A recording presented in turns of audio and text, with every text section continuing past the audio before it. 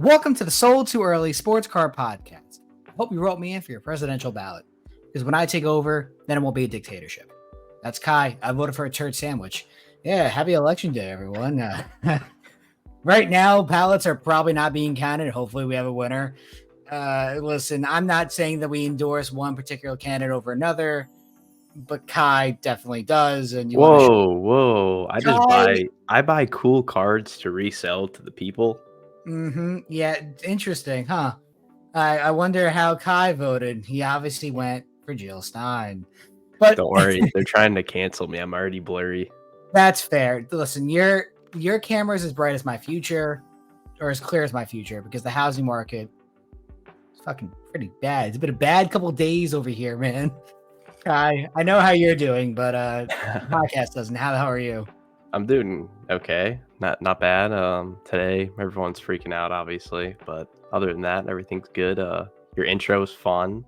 You should have heard. The people should have heard you trying to record it. You sounded like another former president.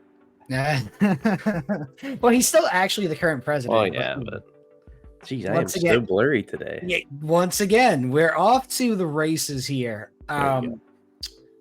Dallas, for anyone who did not attend it, was pretty spectacular. I think anyone who was able to either get a table space or is able to kind of change course after Fanatics Fest being canceled made the right call. Postponed. Yeah, you're right. I'm sorry, because they have not announced when it's going to happen. It's going to be in 2025, but like, it's kind of interesting timing with that because of Burbank, West Coast Card Show, I should say now, because they changed their name officially. Fanatics will be doing their own show again in 2025 in LA, officially, unofficially. I don't know if there's confirmed dates for that just yet, as well as the Orlando show. So there might be some kind of tight timing for that. We do know show dates for Dallas in 2025 as well. I believe the first show of the major calendar is that second week of January, which is exciting. I now officially have 3 tables in my name for the Dallas Card Show, which is super great. It's a show I've obviously invested a lot of time and money into, and having my name across 3 pretty good spots is awesome. As for the actual show itself, this go around, it definitely felt a little more souped up for a couple reasons. Obviously, a lot of people were going to Orlando and Fanatics Fest. I had mentioned multiple times to people that I wanted to do the same. My original game plan had it worked out, would have been to be in Dallas on Thursday, sell a bunch of stuff to repackers, whatever else, fly to Orlando Friday, Saturday, Sunday, fly back to New Jersey on Sunday night, Monday night, whatever, doesn't matter. When the show got canceled, I obviously kept my spot. It worked out. I would say I probably moved about 60% of my inventory at that show, either in sales or trades or cash. One item I got that is quite cool, and this is something I've never actually seen in person before, is Oh yeah, that was a cool one. Peaky Blinders auto of Cillian Murphy. They're making a Cillian movie, Murphy? right? What? They're making a movie, right? They are making a movie of him, of the Peaky Blinders, I should say.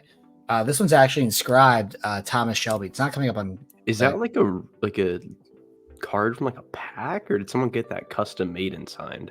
I'd be lying to you if I knew exactly how it was done. I wasn't sure. I know Yeah. I've seen a few of them before. I just wasn't sure if it was like a licensed card or what. It's not a licensed card, I don't believe, but it's numbered to 10. It's just so badass. Only sale is on alt of this one numbered to 10 doing 3K. So got into it about that comp and trade. Got the Austin Wells Superfracted 101 Topps Chrome in a deal right as I was packing up. From my friend Sal, NY Sports Cards. Jesus Christ. Everyone's fucking name is the goddamn same. What did you notice anything that people were like kind of like asking for repeatedly? I know it's kind of like a weird time. No, that's not a weird question. One thing that I actually might want to do now in the future, now that you mentioned that, though, they weren't asking for certain cards, but you've seen my location in Dallas. It's on the front wall, like the 3rd or 4th table, and on the right-hand side. There's a lot of buying stations over there. There's Cards HQ. There's True Polls. Andrew's a good guy. Oh, Andrew actually got fucked. His Lamar Jackson NTRPA got stolen the first day of the show. Oh, that's who that was. Okay. Yeah, Andrew's a good guy. I like him a lot. I felt really bad. Obviously, Was it swiped from his case, or he left it out, or? So I believe it was swiped from the case, which is really shitty because I was sitting there next to him when it got stolen, I guess. I mean, I didn't see anything, which is a shame. The videotapes, from what I saw, they couldn't tell anything, so I feel guilty. Obviously, it's hard not to. I mean, so that sucks. I just will never understand stealing a serial numbered card. Yeah, if you see the 12 of 99 Lamar Jackson NTRPA, the true RPA, it was a BGS 810. I imagine it's been cracked already. Well, there's nothing you can do to like hide it. Like it's gonna be that number forever. So I just don't like. Not trying to give people like ideas or anything, but I just don't understand the concept of stealing a numbered card. I mean, you're absolutely right. I mean, there have been times. There's been a lot of thefts in Dallas, and that's just like. It's really bad to say this. I'm just gonna say it out loud. Like that's kind of what the show is unfortunately getting known for. That's crazy, yeah. Like there is always some kind of theft going on at that show, whether it's a $2 million collection, quote unquote, that it's never been recovered. Andrew's Lamar Jackson NTRPA. There's been Luke Autos stolen. There's been plenty of things stolen every single show. Now that's not fair because that does happen at every major show, even small shows. But there does seem to be a little bit more of a noticeable trend with the Dallas Card Show and things being stolen, which is shitty. Well, it's kind of weird too, didn't they? I know the time I went was maybe the time after, or maybe 2 after the big stolen thing happened, but they kind of upped the security and everything too when I was there. They have. No, there's generally like half a dozen cops, 10 cops working that show. They really are getting better at it. It's one of those things where the show is so large these days that like unfortunately it's going to happen. It's more about like, can you recover the item if it's stolen and when? Which is really bad. I don't obviously want that to happen, but the show has gotten so much larger, especially in the last couple of years, it feels like, that it's inevitable. I did notice a more muted trade night experience as well on Thursday and Friday, which is kind of funny. I mean, like a lot of people go for the trade nights. I mean, I don't do them anymore. And I leave on Saturday. That's a lie. You bought a sick downtown lot last time. That is true. You did bully me into buying a sick downtown lot, which I immediately moved. I fucking hated those cards. Would you say it was more or less crowded at trade night than that one? So Friday was probably the same. It's really hard to like give them credit for the trade nights because I don't go on Saturdays anymore because I'm flying home. Maybe now that I'll have tables my name on Sundays, I'll want to stay. Well, non-football, I'm sure maybe it'd be a little bit easier to stay, I guess. Yeah, I believe the next show is during the divisional round of football, so I'm definitely not staying on Sunday. Because obviously the Giants are going to be playing in the divisional playoff, and what are you talking about? I'm not delusional. That's kind of annoying because I was hoping if the Falcons made the playoffs, I was hoping to go to the first round game. But I kind of wanted to go to Dallas too, so I'll have to decide on that. I mean, not for nothing, the Falcons are what? We're 6 and 3. I mean, if we make it, we're going to host a game, so that'd be sick. Yeah, I mean, I think that you would. I mean, they do games on those Saturdays too, right? Yeah, I think it's half Friday, half Saturday, right? Something like that. I don't really. I know they do it across multiple days. At least in either like the Super Wild Card round or even the divisional round, they might do it like one game on Saturday night, one game on Sunday night because like TV ratings. But hey, listen, you know what? That sounds like a good problem to have because the Falcons do look pretty legit right now. For once, you guys were a quarterback away, man. Desmond Ridder did get some run. That was so funny. I know. I think he threw a touchdown too. Actually, he did. It was straight guard. They were down by like 30, but still, it's just funny. I know. I did see Jeff. Jeff's shop, Cards HQ, is directly across from me. They did not set up their buying station until like I don't know, 1 o'clock Saturday, maybe 4. It was either 1 o'clock Saturday or like 4 p.m. Friday. It was like pretty late into the show, like at least halfway through, which is crazy to say. But Jeff was filming some content at the table next to me. He was talking about how Desmond Ritter cards or Will Greer were like dollar cards now. And I started laughing. It was People give him shit. I will say I've talked to him one time in person before. He probably wouldn't even remember me, but he was actually a really nice dude to like talk to the one time I did. It's really hard to tell. I want to be careful with what I say. I don't dislike him because I've never had a bad experience with him. I've talked to him one time in my life as well. That's not fair to say I don't like him. I think it's more about what he stands for that rubs people the wrong way, and they thinks he's a financial guru when he's not. I think that's more of like, oh, Jeff, the person is fine, but like sports card investor is not maybe a net positive. There's really only 2 or 3 people I genuinely dislike where like I will not give them my business. I will not give them my money. I will support their shows or their whatnot streams or their live or their eBay auctions or whatever. Shows. I wonder who you're talking about. Listen, Kai, I said multiple things there. You can pick up on the fucking subtext as much as you want to.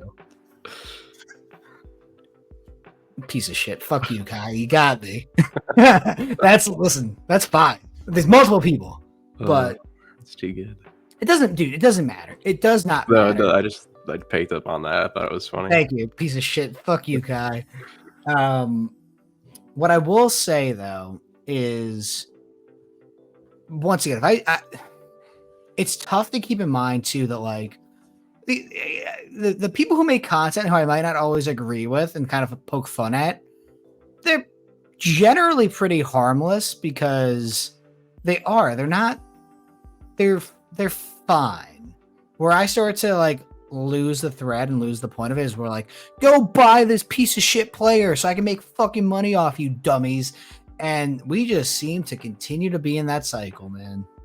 Well, I was talking about this to a few people, and I really think this upcoming like product run of like football for this year is going to be the best we've ever had in terms of like, I don't want to say like a low amount of like people that could flame out, but like as it looks now, like 4 or 5 of the quarterbacks all look like they could be like legit dudes. You have 2 or 3 really good receivers / tight ends. Like it kind of looks like it might be one of the better ones you've ever had. That's fair. Kale looks pretty good. Jane Daniels looks like a star. I like Nix and May like pretty decently too. I mean, Nix has shown the right flashes where like you can build off of it. Drake May, he had that last second touchdown against the Titans this week, which was sick. A lot of like moxie and character. He had like 100 rushing yards too in that game. Penix is more of like a long-term play. I know you and I both agreed that like we want to McCarthy. I forgot about JJ McCarthy. 2 guys who haven't even played, so it's like they have no downside basically until the season starts next year. I mean, they're all gonna have downs, Kai. They're all gonna have downs. I mean, there's nothing that could make them go down in theory. They haven't played. Yeah. I mean, once again, we've seen the bag holding on AR this year. Even on Stroud. I mean, Stroud has done fine. I imagine his prices are down a good amount since the start of the season. Well, something super interesting is like you take those dudes from last year, right? Did Bryce start from game 1 last year? I don't remember. I don't actually know if Bryce Young started. I don't think CJ did. CJ started a few games in, I think. I believe Stroud. I mean, not Stroud. I believe Bryce Young did start his debut. I'll tell you in a second. And then AR didn't. He started right away, but he got hurt. Levis did not start right away, I don't believe. And then you have these guys all this year. They're all starting right away and are going to have the whole season. So you're not getting like a fake sample size out of them like you might have with Levis and all the other guys who flamed out very fast this year. So just to confirm, Bryce Young did start in week 1 of last year. He went 20 for 38, 146, 1 touchdown, 2 picks, and a loss to the Falcons. I will check Bryce Young real quick. I don't believe he started until like week 4 or something. Stroud, you mean? Thank you. But I think there's an important difference because you're getting 4 quarterbacks that basically played the entire season rather than maybe 3 games where defenses couldn't kind of figure out what they were doing and then they sucked the next year. So I was wrong. Stroud actually did play in 15 games last year. He was out for weeks 14 and 15, I guess, with injury, but he did start from week 1 as well. Oh, okay. So yeah, because now think about it in logical sense. He went until week 6 without throwing an interception. So that makes sense. I knew he missed some games. I just forgot he got hurt. And then I'm curious about Anthony Richardson only because so he started the year, I believe, and then he got hurt, and then he never came back. He hurt his collarbone or something. I remember correctly. He might have played 4 games, 5 games. Richardson as a rookie. Hang on, I need to pull up the game log real quick on Pro Football Focus or Pro Football Reference. Started week 1 and 2, was inactive week 3, came back 4 and 5 out for the rest of the year. So don't you think there's going to be some sort of benefit price-wise to having 4 guys who actually play the whole season and look decent versus what we had last year? It's so tough to tell, too, because, I mean, what is the best product that's going to be out for these guys while the season's still going? I mean, I would think Prism comes out January, maybe. I don't know that for sure, but I would assume sometime around then. Right now, we have, Gold Standard, we Origin. Don't have fuck all right now, basically. Yeah. And who has autographs? Penix, JJ. Do any of the receivers have autos? Or Bauer? I think Bowers has autos, right? The point of this is, and this is really the bad part, and we saw this last year too, because the only quarterback who really had autos was AR, is Caleb, I believe, does not have autographs. Jaden Daniels definitely does not. Yeah. Drake May, I'm 95% confident. I don't think any of them do besides the 2 that haven't played. I could be totally wrong, though. So the ceiling on products that are not Optic and Prism is very low. Yeah. Dude, I legitimately, I think NT football is out for last year's draft class, and who fucking cares? Dude, it's so strange. This is no one cares about that product at all that I've at all. Yeah, and Flawless is still expected to come out, and Flawless is kind of the bookmark end of the product cycle for any given year for basketball or football, obviously, because baseball, I have no idea when Flawless comes out for, but it's irrelevant. I do not know if I've even seen a true RPA of AR or even seen someone buy one because he's been so shit. Yeah, I was going to say if he ended up being good this year, maybe you have a little bit more hype with that product, but him being bad and then your main chases are Stroud base cards and Bijan RPAs, what is the point? No one's buying that for $1,500 or whatever. So there are NT did come out, which I legitimately I only a while ago. The funny thing is I only knew it came out because of fucking memes about AR's auto because they're so shit. Well, that and the fact that no one could tell the difference between the RPAs. I legitimately do not know. I think this is the true. I believe so, yeah. That's trash. That is quite trash. Can you see what a true is selling for with a decent patch? That's $3K. That's what they actually sell for though. I know. Sorry, I know you're not stupid. 1 of 1. I believe this is on card as well. It should be for. Looks like it. I would think. I mean, his auto once again is so trash. It's on card. $2,000, and that is theoretically the case hit in multiple cases. That is the case hit. $2,000 to 25, 283, 102. You're under $100 for an Anthony Richardson RPA. Now it's not the true, and it's a 1 color. Holy fuck, you're screwed. If this would have came out a month before the season, wait, that was a go up. That was a true, right? Is that a true? I believe so. I mean, one of those 2 are, and they're both $150. Can I see the list? I hate how eBay does this now. Yeah, I don't like that. I believe it's one of those 2. Oh wait, the one below it might be because it sold for 5 times the price. Oh, I have no idea though. The fact that I guess it has to be the true. I mean, it has to be. The title says it, right? Yeah, CRPA. So the point is, once again, that you're already a state. Yeah, it's the true. Isn't that insane that sells for so much more and it looks almost the same? I prefer this one. I do too. I guess this is rookie jersey auto. The other one's rookie patch auto, but they're both fucking Isn't it just crazy the distinction that one of them is seen as the true, but they almost are identical cards makes it that much more. the crossover to I 99. like the crossover more. I The know it was crossover's used in nice. before, but A gold RPA 760. Once again, these are all napkin patches, which is just a different conversation. cards but, are like, so stupid. holy fuck, this is bad. To five, $1,500. And wait, are there like no? We haven't seen any decent patches yet. I mean, how many decent There's patches? one, but that's To not the true. $500, four I or guess the five. Colts have pretty shitty patches though. Yeah, this is the one of one true RPA, under 30 grand. What even does that patch come from? I don't know. I'm gonna check 130 point for this one because it's so specific. You think over or under 15? I'm gonna say 20. I was gonna say like 22. So yeah. Let's just see. I could have put up card ladder, but this is just quicker. Oh my fucking god! Is that the red Nine- one? 97.50 for the red. That's yeah. I mean, yeah, That's that's funny. legitimately scary. Now, hang on. How much is a box of this?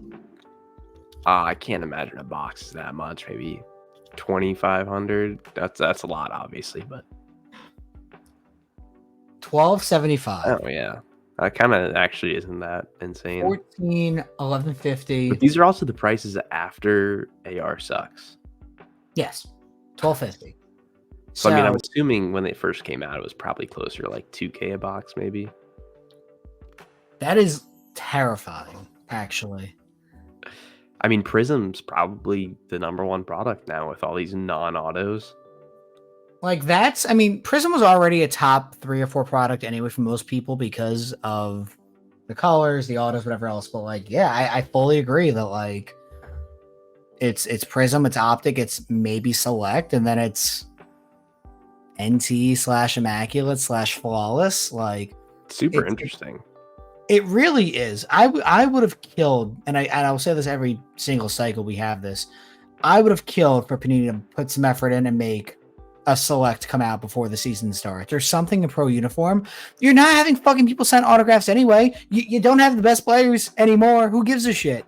Oh man, Brock Bowers is a sticker auto. I guess that's a small price to pay. Well, what's funny about that is, I could be wrong here, but didn't Select from the last year come out like barely before this year started?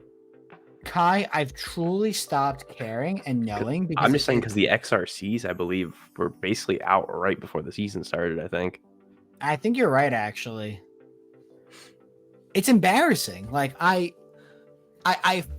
we say the same point every time it comes up. I am fully welcoming Topps coming in and changing this in the next couple of years. If you get one decent product to come out, it doesn't have to be Topps Chrome. It could be Topps Finest. It could be Topps. I mean, make it Topps Chrome. That'd be cool. Sure, but like what I'm saying is like whatever their equivalent is going to be, because Topps Chrome is going to be the competitor, quote unquote, to Panini Prism. That's kind of what it is already.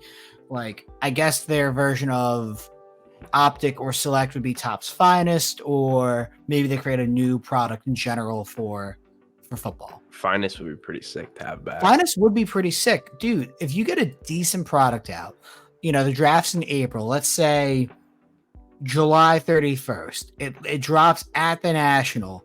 Hey man, 2028 Topps Finest football is out, featuring the first on-card autos or first pro uniform cards of Arch Manning and these other guys now in their new teams. Go get it at the National. It's a soft launch here before it goes nationwide August 1st. It would go fucking nuclear.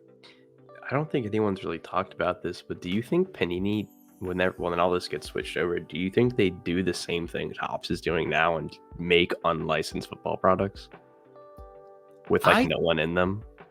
I think they will, and then people who have allocation for Panini will still kind of pump it a little bit to their audiences, and I think Panini will eventually slowly bow out of the basketball and football market once they lose those licenses. Well, yeah, because I mean, I guess basically the point is do they hold Prism, Select, Optic hostage for all of time, or do they eventually kind of give in and give that over to Topps in some way? I mean, I would not be shocked if one day Panini is acquired by Topps. I think, or at least like certain like brands or copyrights, I should say. Actually, it wouldn't shock me. I really think that Panini will kind of double down on like the WNBA. It'll double down on like La Liga or Premier League. Well, does WNBA not go with NBA? Or I don't know anything about that. Oh, I mean that's a fair question. I don't think anyone's ever thought I don't about think anyone that. cares. I'm just I kidding. don't think anyone cares. I mean, sure, Juju Watkins can carry a product just like Caitlin Clark, but like, if you watched a WNBA game this season, you're an active member of this audience. I don't believe you. I don't believe you. Name all the WNBA teams. I can't. Name 2. The Sky and the Liberty. That's not bad. It's not bad at all. Ask me to name players and I'm fucked, but at least I know the teams because I've done this multiple times. I think that Dallas Stars is a hockey team. I don't think it's WNBA. It's No. Dallas. Oh man, Dallas Dream. Wings. Oh, it might be Wings. I think Atlanta's the dream. Oh, that makes more sense too. Dallas Wings is a WNBA team. Good job. I'm sad I know that. That's kind of. I think it's Atlanta Dream. I would never have gotten this one, by the way. I would not have known this one. Could you name more WNBA teams or MLS teams? Oh God. It's gonna be single digits anyway. I think I could probably get. I think it'd be a push. I think it'd be the margin of error, like 1 or 2 difference. Because now that I think about MLS teams, Red Bulls, LA Galaxy, Miami FC. That's 3. The Seattle Sounders is 4. I think Vermont just got a team or something like that. I don't know. That's 4. Chicago Fire, New York City FC is 6. I'm gonna stop at. I'm gonna stop at 6. I think there might be 1 or 2 more polls there. Now for the WNBA, I'll count the Dream because I'm cheating. Liberty, Chicago Sky, LA Fever. It's 4. Isn't it? No, that's not right. What did I say? You said LA Fever. Oh, Indianapolis Fever, whatever Yeah. Caitlin Clark's team is, that's 4. Shit. What's the LA team called? Sparks. That's I don't 5. fucking know. Don't look at me. That's fine. That's 5. Can I name one more WNBA team? I'm trying to think. Did you say I'm a- Dallas? I Dallas Stars 6, 5. The point is, it's right. It's about the same, and I don't think I can name hockey teams. So we're about within my margin that I'm calling that acceptable. I named 5. I mean, that's like WNBA teams. half the WNBA. Honestly, kind of. I think it literally is. There's like 12 teams. Jesus Christ. Dallas Wings, Sparks, Sky, Fever. Would not have fucking remember the Lynx. What the fuck is the Connecticut Sun? Vegas Aces, I would have gotten on a hint. I said Liberty. Nope. And nope. Would not have gotten those with any kind of hint. It's pretty good. I got about Yeah, that's not bad. now MLS. By the way, welcome to the fucking Sports Car podcast. Would not have gone DC United. I kind of got Miami. That doesn't really count. Galaxy, sure. Did not know Charlotte had a team or Cincinnati. Nope. Montreal's in the league. What? Atlanta. Nope. Would not have gone Columbus. I've never heard of a lot of these teams. I guess if I just started naming cities, I would have gone like Dallas. Oh, there's 2 in LA. I did know that. Did not know Orlando City was the team. Nashville. Yeah, this is not my best showing. It's okay. I wouldn't have done better. So I'll accept that. What I do also want to accept is some questions that we got in today. I want to get them up and ready real quick because there were some good ones. Give me 1 second. So we have 3 interesting topics to talk through. One is in terms of grading and how like you choose which grading company you want to go for. One is talking about respectful ways to buy people's collections. The other one's talking about like just etiquette in sports cards and kind of how like you get into it if you're a newbie. Which one do you think sounds interesting first? I mean, I would say the quickest one to go through would probably be like grading, right? Yeah, I mean, I think I could say this in like 2 sentences. PSA is running laps around the grading competition of anything of value. Does belong in a PSA slab unless it's like a thick card, like an NCRPA of Anthony Richardson, then you probably want to go to Beckett with it. But almost certainly, almost generally, if it's worth grading, it's going into a PSA slab. Not because I'm a fucking idiot and I can't think objectively, but that is just unfortunately the best way to maximize value.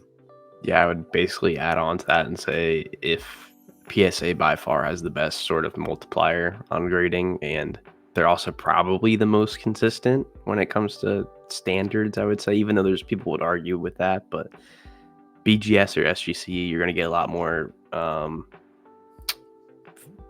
variance, I guess, in what you get based on what you know the card's condition is, and the resale is obviously going to replicate that in terms of it not selling for much. But I mean, the fact of the matter is people typically send like stuff that's definitely not a PSA 10 to those other companies, and you might get 10s there or whatever. But yeah, I mean, kind of just play around with it. I mean, you're not going to really learn unless you try sending stuff to all these different places and kind of figure out what you like to do, I would say. So just don't grade with tag.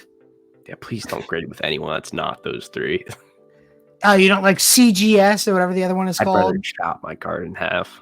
So it's so funny to me that like, and I don't know where this was. I don't know if Denny's cards posted or like one of the like other. Oh God, like, not again.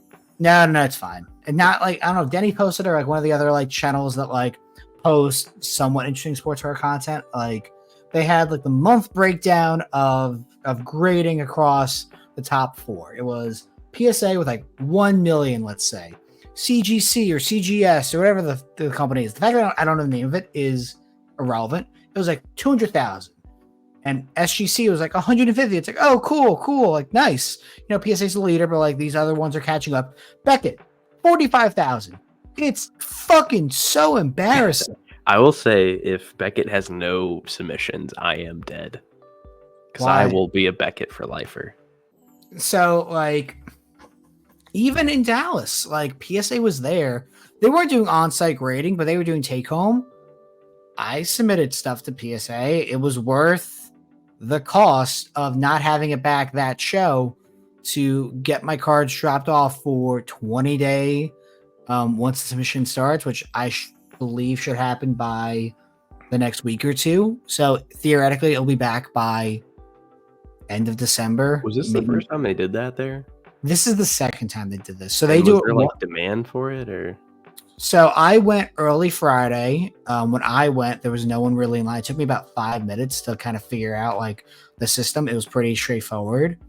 I imagine it was busy on Friday and especially Saturday, but because it wasn't like on-site grading, I think it was more of like a slow drip rather than people waiting in line like for hours at Beckett. And did they share the Beckett room or where were they at? No. So for anyone who has not been to the Dallas Card Show, the main entrance, there's 2 rooms on the left-hand and right-hand side before you get into the actual show. On the right-hand side is where Beckett generally sets up, and on the left-hand side is like Pokemon or TCG or like comic books, like other collectibles besides sports cards. Then on the other side, closer to like the actual exit of the hotel, there's 2 more side rooms. PSA was set up in one of those. Gotcha. Okay. Yeah. It's kind of confusing. The Dallas Card Show kind of takes over that hotel. I've heard some. What do you mean, kind of? I've heard some other rumblings that are rumors right now, but I guess I could say this because I gave them this idea. I'm serious. This is fun. I think the Dallas Card Show should add one national type show a year to their repertoire. But like, what is that even? So what I'm saying is the Dallas Card Show is 6 times a year. It is currently the third best show in the country. I don't think there's really debate for that. I think there could have been had Fanatics Fest Orlando happened, but Fanatics gets an incomplete for their grading, in my opinion. You had one amazing show and then one canceled show. So that's not fair. National is number 1, Burbank is number 2, Dallas number 3. That's a pretty fair ranking, I would say. The reason why Dallas is number 3 as opposed to number 2 or number 1 is because the show happens so much. The show happens 6 times a year. Burbank happens twice a year, and National obviously happens 1 time a year. Now, if I compare all 18 days of Dallas versus the 5 at National or the 6 at Burbank, Dallas wins just based on sheer quantity. But what I think they should do is try to host a national type event in Dallas under the Dallas Card Show brand, where they do a 4 or 5 day show at another larger venue in the Dallas area. Yeah, I mean, I don't know if that would garner the same type of like thing as Dallas has come to be. I don't know if that makes sense. I think it's at least a conversation worth having, because I mentioned this to an employee of the show who's one of my friends, and whether there's murmurs about it or like there's conversations, I think it makes sense for them to at least explore it. Yeah, because they want to own the show calendar. There's a reason why they do it 6 times a year. They want to dominate the conversation. They understand that people who don't do this full time generally will come to Dallas anyway over Nashville or Chicago or Atlanta or some other like mid-tier show. And they're smart. They're very smart, at least from the financial sense. And if there's, dollar signs available, I think they would consider anything. That's why there's shows like Dallas Card Show Cincinnati, Dallas Card Show Newark, New Jersey, Dallas Card Show fucking Chicago. Dallas Card Show Africa. No, I think to me, I don't think that's a bad idea. I think to me, why Dallas has become like Dallas is because people love the fact that you can show up, your hotel's there, you walk out of your hotel room, you're at the convention, you walk across the street, you have dinner, you go to bed. Like, it's not this crazy like, oh, you have to Uber 40 minutes obviously, but outside of that, like everything's right there, and it's like the most convenient by far show of any show in the country. It's why I'll never go back to Nashville. Yeah. Like, but I don't think it's a bad idea though. I'm just not sure the same. It might be a better show. I'm just not sure it would feel as easy and fun, obviously. No, and I think that's something. This requires more research on their part. Yeah. But Dallas obviously can accommodate multiple tens of thousands of people. There's venues across the area that could theoretically hold it. That it's more about hotels and accommodations like that, as opposed to Dallas Card Show, which is one medium-sized Marriott, maybe another hotel or two in the general area for people who can't get in. Put it in the Mavericks Arena like Boston does. I mean, theoretically, that's an option. Or, Jerry World or any of these other like. That would actually be sick. Like, it's definitely possible. I don't know how realistic it is. Yeah, I don't know the logistics of hosting that at the Cowboy Stadium, but that would be sick. No, but like there's conversations I think could theoretically happen there. And if their goal is to take over the show calendar, you know what, dude? They could. They very easily could. I set my show calendar based on Dallas. And like I know I'm doing all 6 next year. Worst case, I'm doing 5 because one of them's on July 4th weekend again, which is fucking it's so trash. Hang on, I'll tell you if I can find the dates. Do you have any idea if like attendance was lower for that one? I don't know if you know anyone that went. I know people who went who said it was good. So the Dallas Card Show dates for next year are as follows: January 16th to 19th, March 13th to 16th, May 1st to 4th, July 3rd to 6th, September 4th to 7th, and November 6th to 9th. So at least it's not conflicting with Halloween anymore. But yeah, I mean it's 6 times a year. I'm gonna book my stuff relatively soon. My flight and hotel. There's no reason not to. I'm going. Like I might as well just get it done and put it on the fucking business credit card at this rate. But it's a show that you can miss if you're not a vendor. If you are a vendor, you want to stay on their good graces. So Yeah. I don't know. It's going to be an interesting time. I think they could expand. I think there's a lot of opportunity for expansion in the sports card world, and especially in the show running world too. So Yeah, I think from their point of view too, though, like I don't even know if it would benefit them in a financial way to maybe cut back on like 2 shows and make 1 super show. I don't think so. So I don't know if that maybe, not saying they only want to make money, but I don't know if that would be in their best interest. I think if you were to move the shows around a little bit, I think you'd push them out a week or two, and then you'd open up like mid-June as like this national type event. Yeah, I mean, I think the summer is definitely the best time, obviously, to do it. So Yeah. You could theoretically move the November show back a week, September back a week, July back a week or so. Or even move, I guess you can move July forward a week. Forward or back a week. It depends on how the time would work out. You do like early June to mid-June. You do this like 4 or 5 day show. Put you right in the beginning of the summer. Put you before the national. People aren't freaking out about it. Or you just compete with the national directly. I mean, we did see the national expand slightly. They added 75 more tables to the show. I don't know if I said that on this podcast. I knew for a while, but I think we might have mentioned that at some point. I could be totally wrong though. It's really hard to remember what I'm told and what is publicly known. Shout out having connections in the National Fanatics and Dallas. So oops. So my bad. Don't tell me shit. I will talk about it like everyone's supposed to know. I believe the cost of that's going to be like $500 for a table upstairs. And there's some valid criticism to it, which I was definitely laid into plenty by our friends. But I think overall it's a net positive for the majority of people who want to go to the national, who want to set up. Yeah, I mean, obviously you can joke about it like being in the attic or whatever, but Yeah, like overall, I think I don't see how you could say there's anything like bad about them doing that. no, I think that there's a world where you stick like some group up there, whether it's corporate or the Whatnot Pavilion, because it's not Breakers Pavilion anymore, I found out, or It's called the Whatnot Pavilion now. according to Lane, it is. That's gross.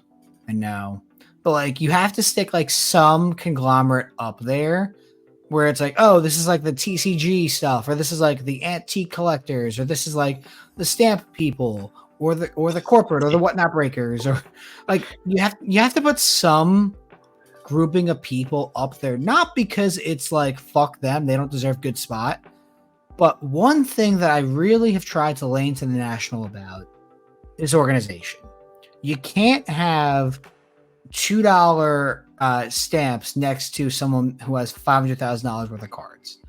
You have to kind of keep like organization key, and you can't put the Beckett guy from 1941 next to someone who has Sam Darnold base Prism cards. Dave's basically trying to implement segregation in the cards. I can't even deny it because I literally just set myself up for that one. So you're oh man, shit. You're correct. Not such a great idea now, is it? Listen, Kai, when you say it like that, yes, we should do it. Jesus. Kai, I listen. It's organization based on similar evaluations of people's interests. If you want stamps and like antiques and like memorabilia, awesome. That's row one. If you want modern football, baseball, basketball cards, great. That's rows 2, 3, and 4. If you want 1938 Leaf singles for your collection you've been doing for 41 years, awesome. Row 7. Like, well, I mean, the tough part about that though is like I think it's a really good idea. I just don't know that dealers would be willing to. I'm sure some would though, but would be willing to quantify themselves in like one particular, like section. but that's fine. Select all that apply. This or Sure, that. but you'd still be put somewhere. You have to be. But then, like, at least if you, I think the way you organize it is like, please be honest. This impacts our ability to connect you with the most like-minded individual. Take a fucking personality test for dating. Like, you want to be as upfront and honest about it, so that way it works. Like, I don't think it's a bad idea at all. I just don't know if it would work exactly like we would want it to. Maybe. No, but the way that would be at least organized in that way is like, hey, if like we have 5 people who say they're modern sports car collectors who have memorabilia, great. Put them all like in a subsection of this group, and that way it flows naturally. Not just like, oh, this person is column A and they have fucking jorts from 1941, but then this person has Brock Purdy game worn jerseys, but this person here has kaboomies and downtowns. Like, you gotta like somewhat keep the flow. That would just be like a user experience too. Like, the customer knows, like, oh, cool. I care about these 4 things. I can find them over here. I don't have to like go scour the fucking Arctic to find the 4 cards I want. Yeah. And then, I'm sure you could do some sort of grouping with like people who buy cards. Like, I'm buying X, Y, and Z. Do you have a banner? Yes? Okay, you're going in the banners pavilion. But yeah, I think that also comes with like a understanding that you're going to be in the same venue for like X amount of years, that you can dedicate X corner of the venue forever to X type of card. You know what I mean? I think it comes with consistency in a way. I mean, the show's expanding. I don't know if that's public or not. Whatever. They're not fucking Kai. I am the worst. You tell me something, I repeat it. I didn't sign an NDA, so it's fine. Don't tell Dave your social security number. It starts with a 1 and ends with a 0. That's not right, but still. The point is, they're going to expand the show. They've already outgrown Chicago, and they're not going to put it on the ballot for voting when it next comes up, which is smart. Chicago is a great venue, but it absolutely has outgrown the Donald E. Stevens Convention Center. You can see that by the fucking fact they added more tables upstairs. There's literally no room to add more people. That's great. That's a great thing. That shows this industry is still growing. It's not shrinking. More than ever, people are wanting to get into this major show.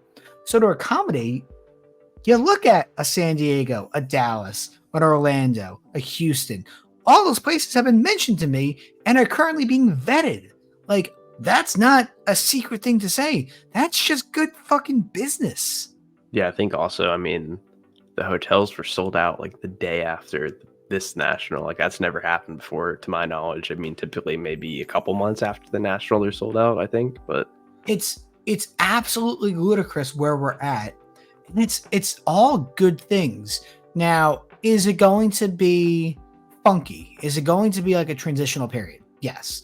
I can tell you, everyone, that there's 2 powers that be that really matter. It's like the older school people who want it to be a hobby forever, and I respect that, I really truly do, versus the new age of thought post-COVID era now, where the money has never been the same. It probably will never be the same.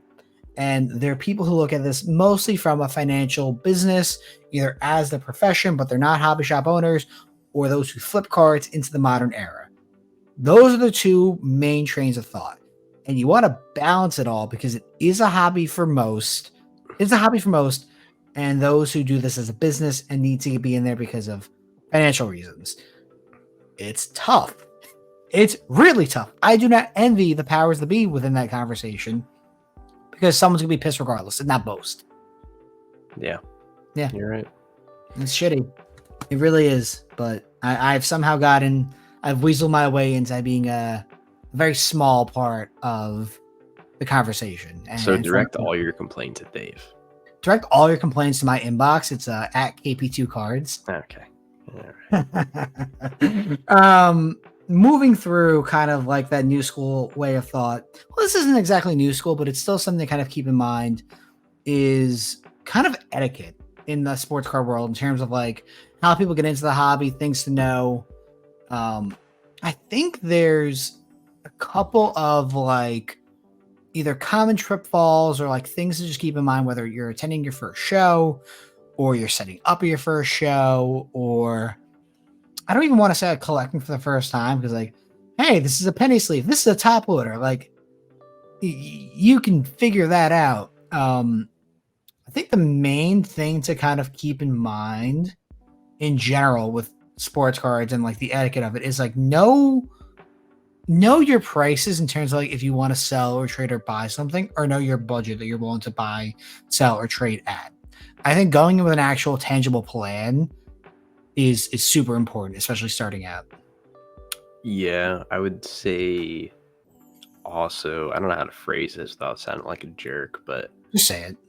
I'm trying to think how to articulate. Like, you're gonna get like screwed or cooked on something. Like, it's gonna happen. I would say just try to like minimize the damage, I guess. I don't know. Like, just try to learn before you spend $1,000 on a raw card that typically is hard to grade, and that's the reason it's raw still. Like, those kind of things, like, you just kind of learn by screwing up, you know? Don't watch Jeff Wilson and buy the players that he tells you to buy. If there's content, if there's content out about it already, you fucked up and you missed the boat. Yeah, it's like NFTs or crypto. If you have some schmuck making content about it, you missed the boat. You're late. Good luck. Yeah. Speaking of real quick tangent, you see that Andrew Tate's on like a new NFT or crypto called like Daddy Coin. Like his followers calling him Daddy. Dave, I don't know what kind of social media feed you have going, but first off, Kai, this is hilarious. You don't think that's funny? I do. I'm questioning my friendship, Dave.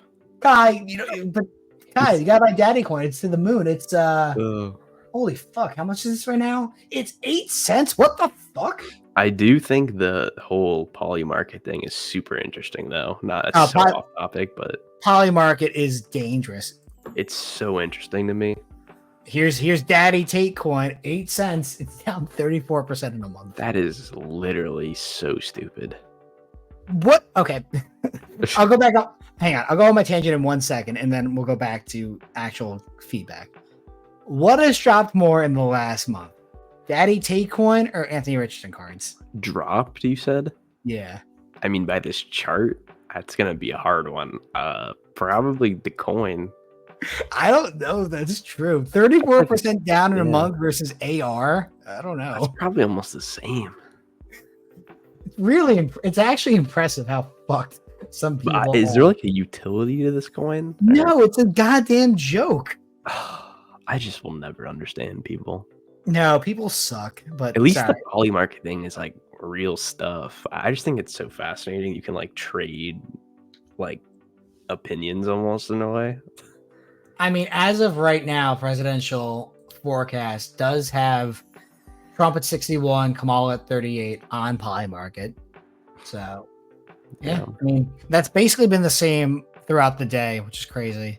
So, I mean, I think the polls close in like an hour for the East Coast, right? I think it's like 8 o'clock Eastern. Right now, it's actually 6 o'clock exactly on the dot. So, I believe it closes at 8. I don't know if we're actually going to know who won tonight. I don't think we will. I think we'll know a general. I think both sides are going to claim victory probably tonight at like 11 o'clock. Or that it's rigged one way or the other. It's going to be fun. Other hobby etiquette. I think just going with the game plan is important. If you see something you got to have for your collection, just buy it. Just like make an offer, figure it out.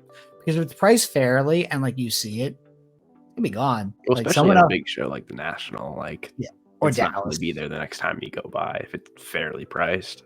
Yeah, and like I think the ability to have a conversation will kind of really help you separate yourself from the pack. Like the amount of people who just can't hold a conversation anymore is quite bad. Like talk, It's okay. I'm not telling you you'll get a better deal as a result if you talk to me, but I might be more inclined to work with you as opposed to the person who's like an NPC who walks up with their phone to go check alt or card ladder and be like, the last one did 100, take 80.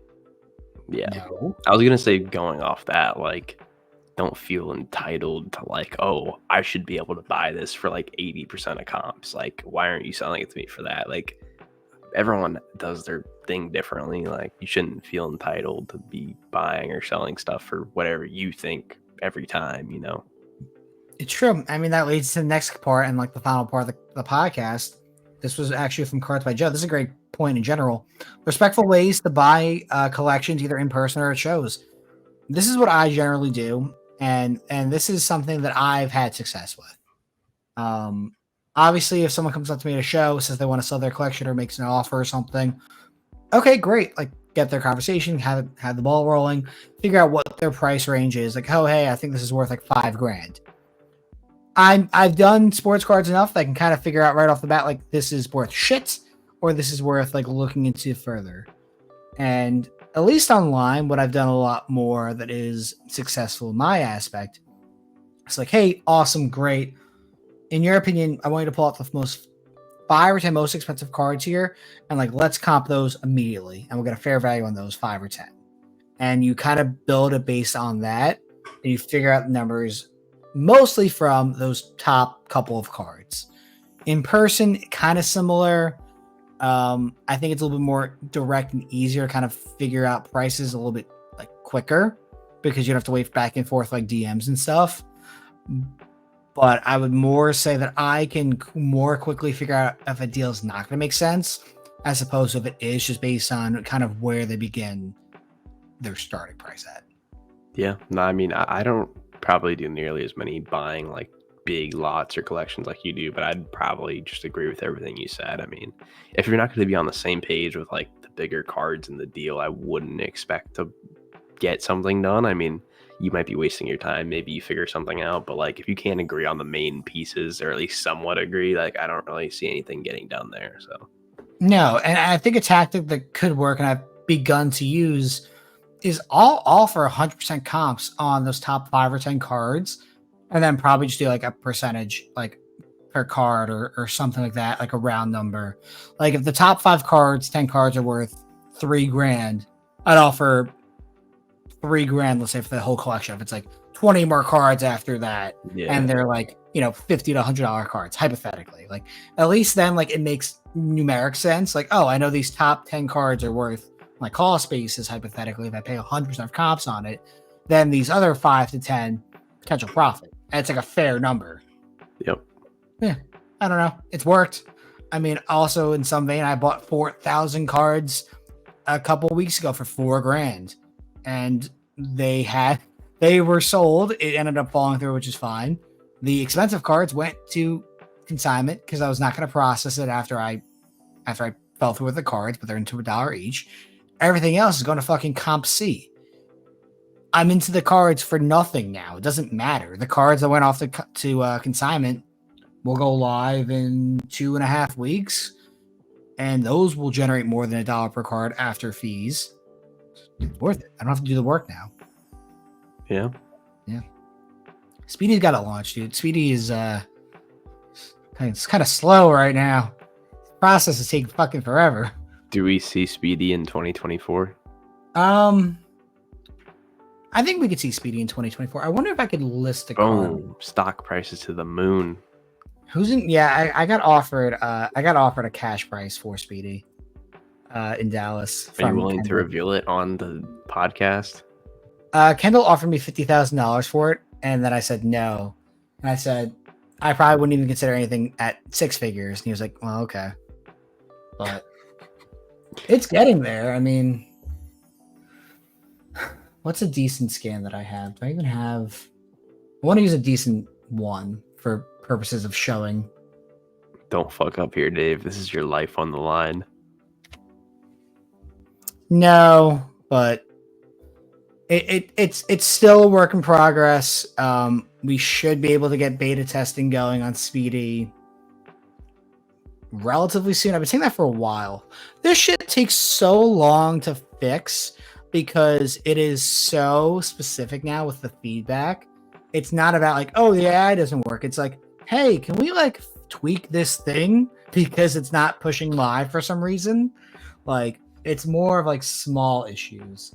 Like, for instance, like the date added is not correct. Like, oh, I want to make sure this is organized by date. Yeah, it is. Oh, no, it's not. October 30th, November 4th. Like, it's like minor things. I see. For instance, I think this one is the one I just uploaded. Oh no, it's not. But like that's an example. Like, oh, that's correct. That's a correct thing. But if I try to push the eBay right now, okay, yeah, it's like I thought I was about to list it. Yeah, that'd be cool. Like, oh, there's a weird error with like year manufactured, but it looks pretty good. Like we're getting there.